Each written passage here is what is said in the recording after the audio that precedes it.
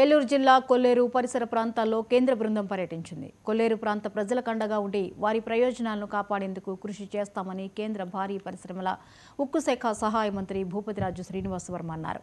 కైకలూరు మండలం కొల్లేటికోట గ్రామంలో ప్రజా సమస్యలు, జీవన పరిస్థితులను కేంద్ర సాధికార కమిటీ సభ్యులు పరిశీలించిన ప్రజల నుండి వినతులు స్వీకరించారు.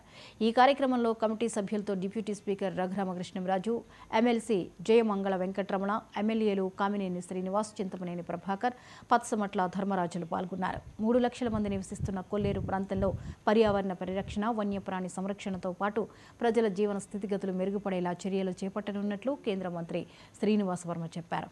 కేంద్ర కమిటీ సభ్యులు శ్రీపర్రు, కలకుర్రు, ఆటపాక, కొల్లేటికోట, పైడి చింతపాడు, ప్రత్తికోలలంక, గుడివాకలంక, మొండికోడు, చాటపర్రు గ్రామాల ప్రజలతో మాట్లాడారు.